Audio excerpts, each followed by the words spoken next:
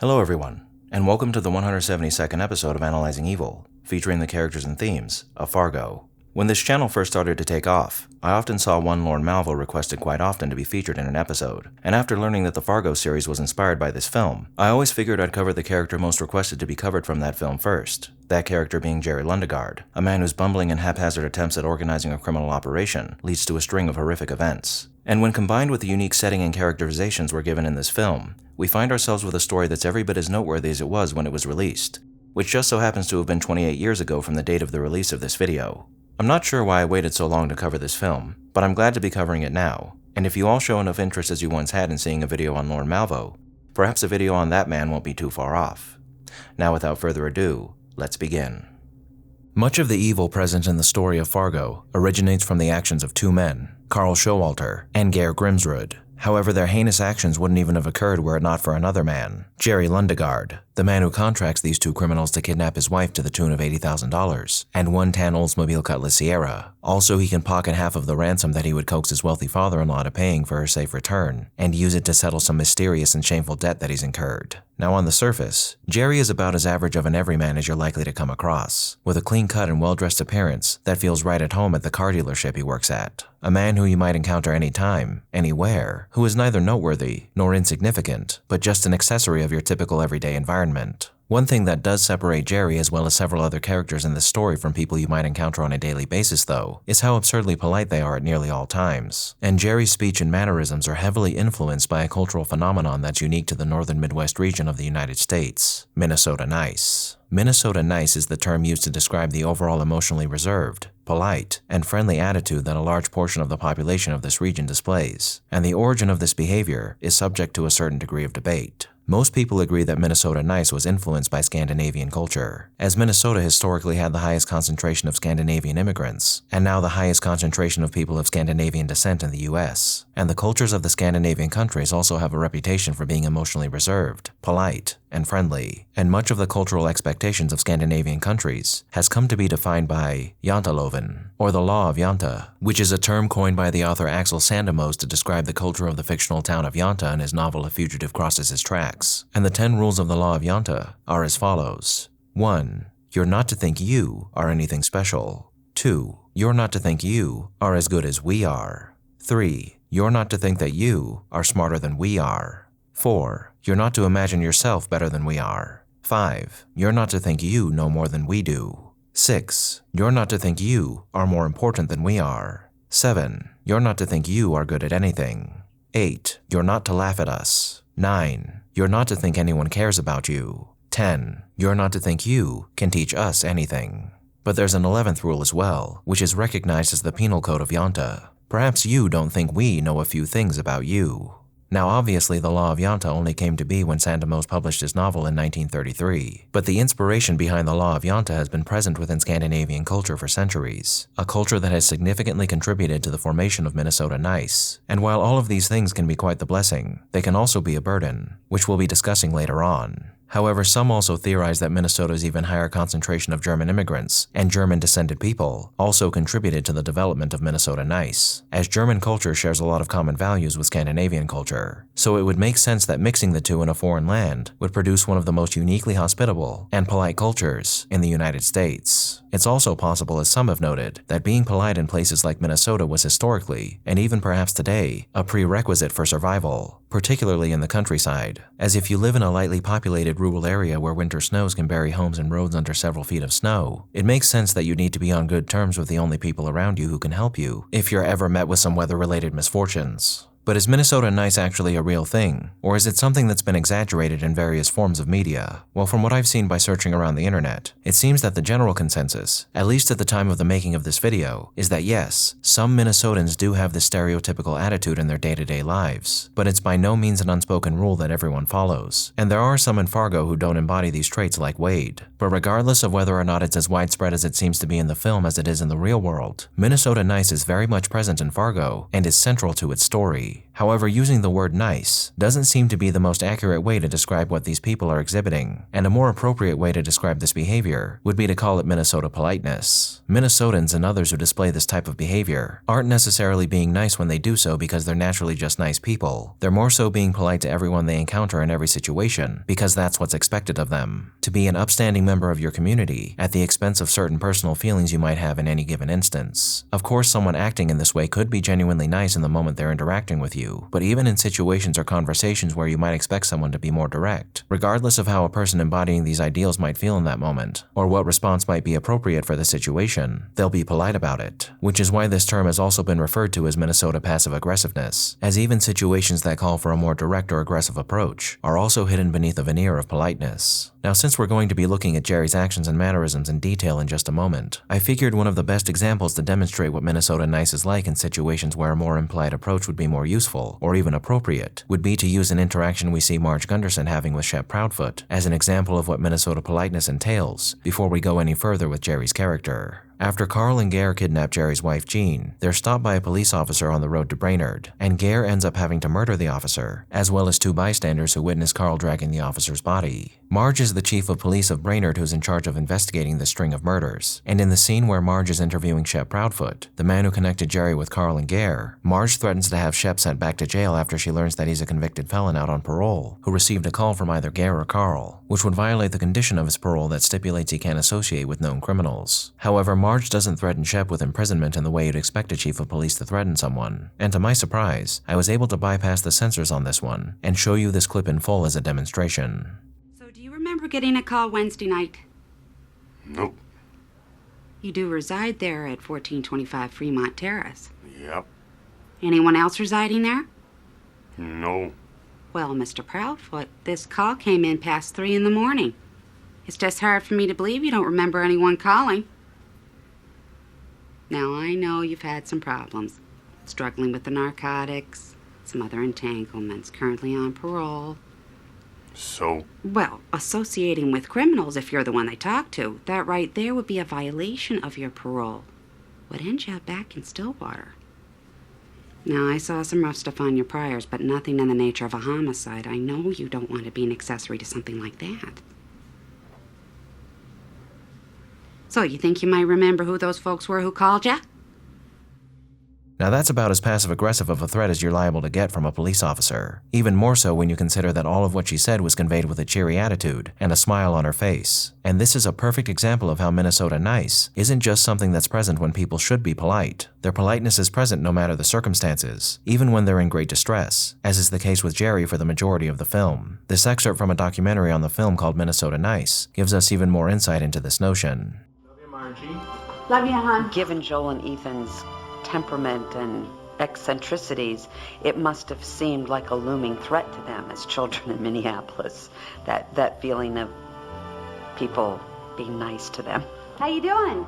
Real good. How are you doing today, ma'am? I'm doing really super there, thanks. It's called Minnesota Nice. It is very true that it's a very polite culture. How was everything today? Yeah, real good now. How do you get 4 drunken Minnesotans out of the pool? You say, excuse me, could you folks get out of the pool? I'm sure sorry. Shep told me 8:30. It was a mix-up, I guess. Minnesota Nice is that politeness that is bred in from childhood. Well, I'm sorry, sir. We still got to charge you the $4. Which isn't to say there's no hostility. It's just that if there is, it's being covered by the politeness. Okay. Are you sure? Polite cultures are usually the most repressed and therefore the most violent.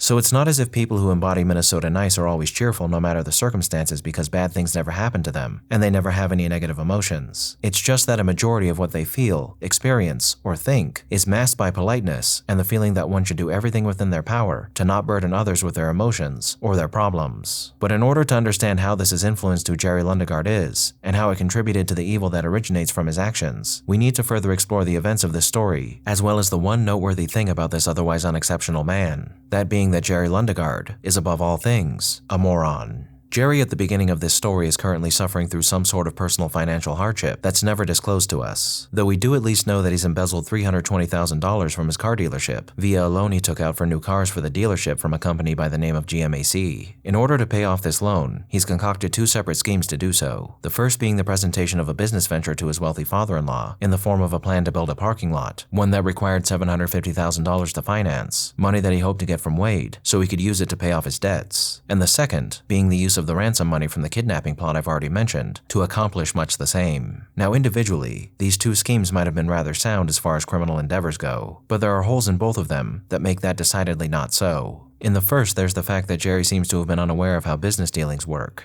Jerry expected that Wade would loan him the $750,000 personally, and as Wade and his accountant Stan Grossman point out to Jerry when they agree to move forward with his proposal, one doesn't go to a private business like the one Wade owns for a loan. You propose them an idea, they decide whether or not they want to finance it, then you work out some sort of deal for compensation for bringing it to them. Jerry assumed that Wade would just hand him $750,000 and accept his assurances that he'd repay him in time, which you could chalk up to ignorance born out of inexperience. But as a grown man who oversees many financial matters in his professional life as executive sales manager of a car dealership, you'd think that Jerry would be a bit more aware of how business dealings work. Now, as for his kidnapping plot, not only is it something you'd think you'd have a bit more hesitation about putting your wife through, or your entire family for that matter, but it's planned and executed so poorly that it makes you wonder how Jerry even thought that this was a good idea at all. To start things off, Jerry has a felon who works for him, Shep Proudfoot, recommend another criminal who Shep says will be able to complete this job. Now, Jerry might know Shep on an intimate level, but from the only time we see them interacting, that doesn't seem to be the case. So Jerry has put his faith in the judgment of a man who he seems to be at the very most cordial with, to point him towards a criminal who said associate deems to be worthy of completing this job, a person that Jerry has no way of verifying whether they're anywhere from a lowly mugger to a mass murderer that he's trusting to handle his wife safely for several days while he orchestrates a ransom. Then, once Jerry goes to meet this unknown man, he finds that he's brought an accomplice along, and Jerry doesn't even think to question this new development, instead kowtowing to them in a display of ill-placed Minnesota nice politeness by letting Carl run the conversation and berate Jerry when he should be the one calling the shots. So yes, Jerry assumes that recruiting two criminals he barely knows to kidnap his wife and hold her hostage will be nothing but smooth sailing, and he doesn't even bother to assert his control over the situation or verify anything about these men prior to accepting them for the job. And unlike Jerry, you might be asking yourself, who really are these men? Well, aside from being criminals, one of them seems to be rather well adjusted, that being Carl, and the other is a silent, brooding, and menacing figure who turns out to be a remorseless and brutally cruel sociopath, though Carl does turn out to be quite the sadistic and murderous figure as well as the film progresses, showing himself to be a man who enjoys the suffering of others much like his partner does, although not as quiet and as creepily. And not only that, but Carl and Gare aren't the sharpest knives in the drawer either, which will be important to keep in mind as we move forward. Then you have to consider that the parking lot idea Jerry had was also in the works when he recruited these men, which means Jerry didn't even bother to find out if this safer plan would have worked out before orchestrating a plot to kidnap his wife. And once Wade accepts his proposal, much to Jerry's surprise, Jerry initially wants to call off the kidnapping before he learns they won't be giving him the money. But then we find out when he tries to do so that Jerry didn't even bother to ask Carl and Gare how he could contact them throughout this whole ordeal, instead choosing to leave all communication up to them, when again, he should be the one in control of this situation here. Once this kidnapping is underway though, we're presented with the same short-sighted hopefulness that Jerry had when he proposed his parking lot scheme to Wade and Stan, as not only does Jerry tell Wade that the requested ransom was $1 million, rather than the $80,000 he had said it would be to Carl and Gare, but Jerry assumed that he would be able to coax his father-in-law into handing the money to him, to hand over to the kidnappers, so he could pocket most of it before handing Carl and Gare their cut. And he never figured that Wade, who's forking over $1 million to get his baby girl returned to him, might want to get involved personally in any way. And this portion of his plan backfires immensely when Wade chooses to deliver the money himself and ends up getting himself killed, but more on that a bit later. So it would seem that Jerry's biggest problem is that he has many different ideas on how to achieve things in his life, but he doesn't seem to put much thought into them. And when combined with his personality, you find a man who's neurotic, cowardly, nervous, and impulsive, who has no place orchestrating the robbery of bubblegum from a convenience store, let alone embezzlement, fraud, and kidnapping. Jerry shows us multiple times through his speech and actions that he rarely has a clue what's going on, and through the constant politeness he exhibits due to his upbringing in this polite culture, we have a man whose every word is riddled with the stressful and anxious undertones of someone who is in way over his head. And furthermore, Jerry, possibly due to the values of honesty and integrity that have been instilled in him since birth, is a terrible liar. So when he's caught in a lie, like when GMAC calls him about illegible serial numbers for the cars he wanted a loan for, Jerry can only manage to respond with ultimatums like, "Well, I've already got the money," when he's asked to present evidence for what that money was intended to pay for. And this seems to be a combination of both his idiocy and his inability to lie working together here, freezing his mind as he's lost between thinking of a good enough lie to move him to the next stage of his scheme and his inability to tell convincing lies. Now, there's a significant amount of misery that comes as a result of the choices Jerry's made, but before we start exploring those aspects of this story any further, let's keep discussing Jerry's stupidity by exploring why Jerry needs the money he's trying to get from his various schemes in the first place. And though it's never actually revealed to us why, there are a few possibilities to consider here that can still give us some more insight into Jerry's character. When Jerry first meets Carl and Gare, Carl is confused as to why Jerry wants them to kidnap his wife, only to have Jerry pay them half of the agreed upon $80,000 ransom, stating in error that what Jerry is trying to do is rob Peter to pay Paul, and makes no sense. Jerry corrects Carl and states that it would in fact be his father-in-law paying the ransom, but the inclusion of this common phrase might have been a hint towards what got Jerry into a financial bind in the first place. As I said earlier, Jerry seems to be a rather unexceptional man, but he's an unexceptional man who's managed to marry into an exceptional family, and as a man who's likely been continually trying to prove himself as worthy of the princess he snagged to her kingly father, a man who he also works for at the car dealership he owns, it would make sense that such an ambitious man would endeavor to do so in any way he could think of. One way Jerry might have attempted to do this is through the fulfillment of various unnamed schemes, namely real estate schemes, as we do have a bit of evidence for this notion. Early on in the film, we learn of Jerry's plan to build a parking lot that he presents to Wade so he might fund it to the tune of $750,000. And not too long after, we also learn that Jerry has taken out a fraudulent loan for $320,000 through the dealership.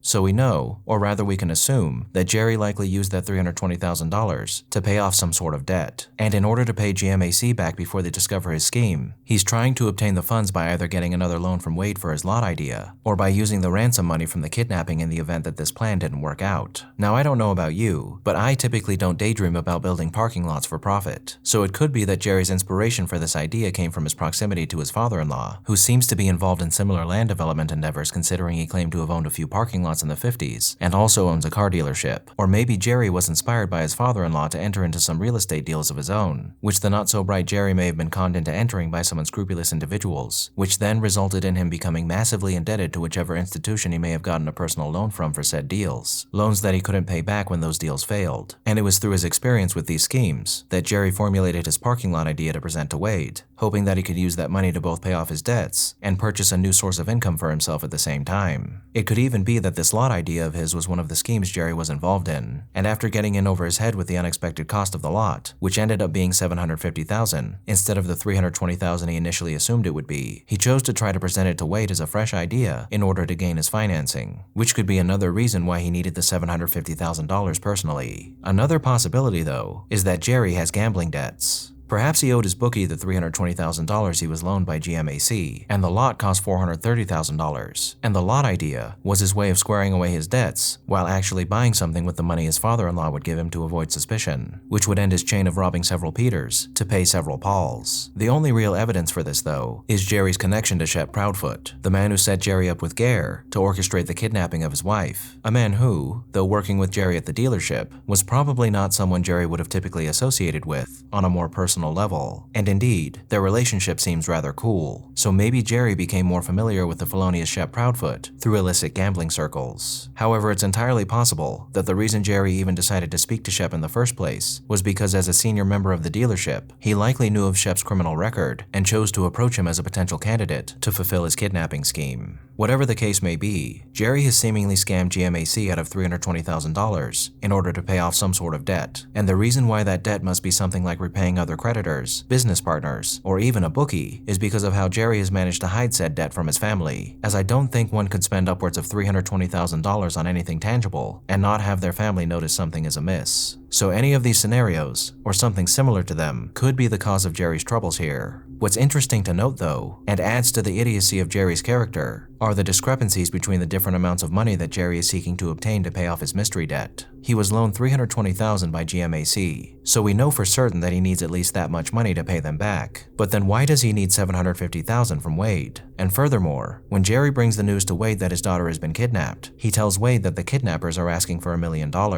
So what would Jerry need the leftover money for from either of these endeavors? Well, it's possible that he has way more debt than we know of, not just the $320,000. And as we've already discussed, it could be that the $750,000 for the lot idea would have been split between his debt and actually buying a lot to avoid being indebted to Wade. But if the remainder of that money would have been used to buy the lot, what would Jerry have done with the $640,000 he would have had left over from the ransom money after paying Carl and Gare and paying off GMAC? Well, he could have still used some of it to pay for the lot, but I think it's very much a possibility that Jerry is stupid enough to believe that he could pocket the rest of the money and hide it from his family, which wouldn't be out of character for him. Or if it's gambling debt that he's trying to pay off, maybe he wants to pay off his bookie and use the rest of the money to try and win it big again. The mark of a gambler too far gone, that would also be pretty on point for a man like Jerry. So is Jerry just greedy, stupid, or both? Definitely both. But another big question we need to ask ourselves here is why didn't Jerry ask for help from his family when he got himself into whatever mess he's in? Carl and Gare make a point of saying this to Jerry when they learn that his wife and her family are wealthy, to which Jerry replies that he could, but he wouldn't get the money from them if he went to them for help anyway, which could be true, but there's something else hampering Jerry's decision-making here: Minnesota nice culture. You're supposed to be this upstanding member of your community, a nice person who doesn't get in trouble and doesn't cause trouble for anybody else. So when Jerry Lundegaard found himself in a bind, he instinctively tried to cover up his troubles instead of admitting that he'd done something wrong and that he needs help.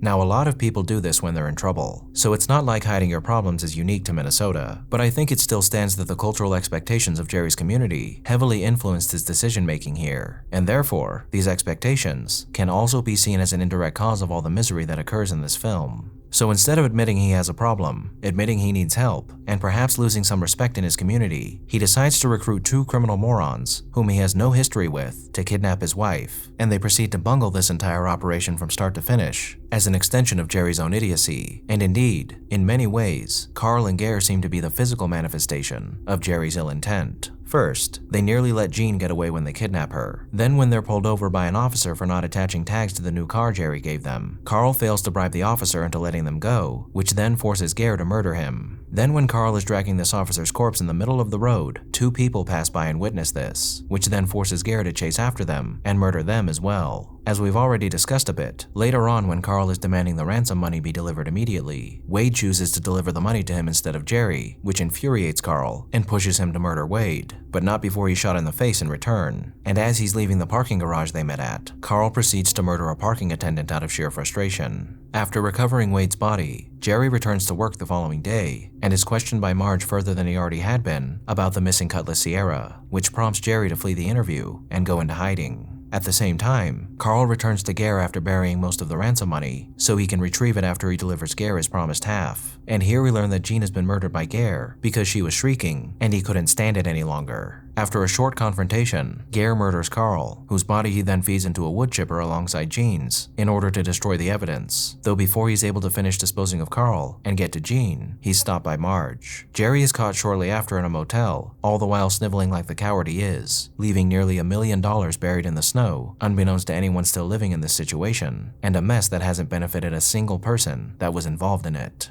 So not only was this entire situation handled poorly on all fronts, but a total of 7 people lost their lives, and 2 others, Jerry and his son Scotty, who lost both his parents as well as his grandfather within the span of a few days, had their lives completely destroyed, all because one supremely stupid man made a few supremely bad and stupid decisions. Decisions that one might not assume would result in such chaos and misery, but decisions that always had the possibility to, as any criminal endeavor does, no matter how big or how small. And as Marge poignantly says towards the end of the film, for what were all these things done? A little bit of money? Yes, that's what all of this was for, a little bit of money. And though some of the sums involved in this situation might seem rather large, in the grand scheme of things, they're still just a little bit of money, as no amount of money is worth even a fraction of the suffering we see occurring in this film. So what could our source of all this evil, Jerry Lundegaard, have done differently here? And how could all the miserable things that play out in this story have been prevented? Well, it's understandable that he wouldn't want to suffer the consequences of his unknown actions, but the best thing Jerry could have done in this situation was bite the bullet and take whatever punishment he had coming to him, whether that be the shame he'd endure from his family, a possible divorce, imprisonment, or even a potential beating at the hands of some unscrupulous individuals. While this is the best thing Jerry could have done, it's hard for a lot of people to admit that they're wrong, and even harder still to acknowledge that the best thing you can do in the moment you've done something wrong is to endure whatever suffering you're dreading rather than attempt to cover it up. As while you can be successful in doing so, it's made quite apparent in this story that more often than not, you're only going to get yourself into more trouble down the line, which is the very essence of the rob Peter to pay Paul colloquialism. Either you delay the inevitable, or you worsen it, and there's rarely a negative situation you'll find yourself in where that isn't the case. Jerry Lundegaard wasn't necessarily an evil man. In fact, he was a decidedly average one, like many of the people involved in this story. But he was also a very naive man who was looking to prove himself to his family in so many ways, who got caught up in situations way out of his control and way out of his ability to handle. And in the process, he got himself involved with two men who went on to use Jerry's situation to cause more death and misery than he could have ever imagined, showing us in so many ways how a string of bad decisions can lead to immense amounts of unintended evil being unleashed into the world. In the end, Jerry Lundegaard made all around him suffer for his mistakes, and appropriately, Jerry also suffered for his mistakes, and suffered dearly. But if he could have just taken the time to appreciate what he had, and seen the beautiful days around him for what they were, well, then maybe just like Marge, he might be cuddled up next to his wife in a warm bed, rather than cold and alone in a concrete cell wallowing in misery, in the wake of all the evil that he created. Thank you all for tuning in to this episode of Analyzing Evil, and I hope you've enjoyed. What are your thoughts on Fargo? Let me know down below, and leave a suggestion for a villain you'd like to see featured while you're at it. If you liked this video, hit that thumbs up button, and make sure to subscribe if you haven't already. A big thank you to all of my subscribers, to my patrons, and anyone who's decided to honor me with a super thank, and a most vile thank you to those whose names you're seeing on screen now.